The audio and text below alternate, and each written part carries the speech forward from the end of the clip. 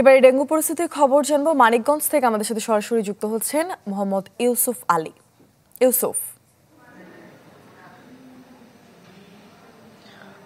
মোরসনা গত 3 থেকে 4 মাস ধরে কিন্তু সারা দেশেই ডেঙ্গুর প্রকোপ সেটি কিন্তু বৃদ্ধি পেয়েছিল।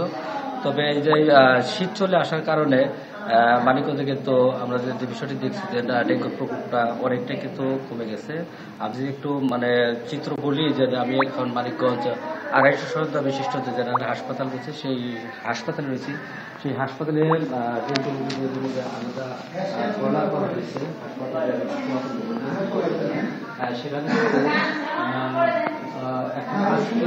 মাত্র 6 জন রোগী ভর্তি আছে।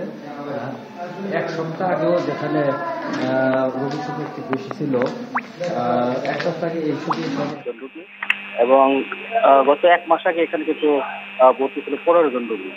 অর্থাৎ তারও আগে কিন্তু আরো বেশি ছিল।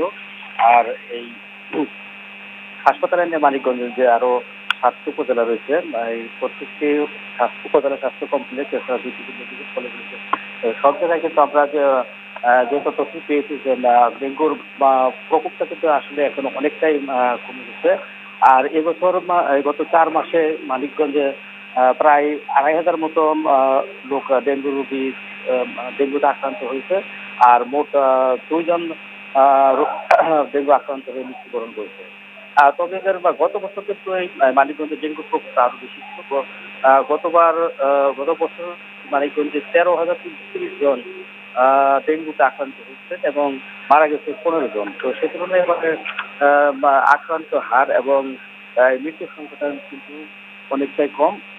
আর গত 1 মাসের আগে কিন্তু এখানে পুরো মানিকগঞ্জে 1936 জন রোগী ভর্তি ছিল এবং মারা ভর্তি ছিল 106 জন রোগী। অর্থাৎ এই শীত আসার কারণে কিন্তু ডেঙ্গুর প্রকোপটা অনেকটাই কমে গেছে।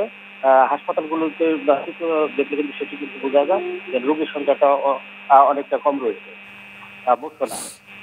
ইউসুফ, আপনাকে ধন্যবাদ। দর্শক, মানিকগঞ্জ থেকে ডেঙ্গু পরিস্থিতির সবশেষ খবর জানাতে আমাদের সাথে যুক্ত হয়েছিলেন সহকর্মী Mohammad Yusuf Ali. Double million offer, Walton fridge কিনে পেতে পারেন 20 লক্ষ টাকা, রয়েছে কোটি কোটি টাকার নিশ্চিত উপহার।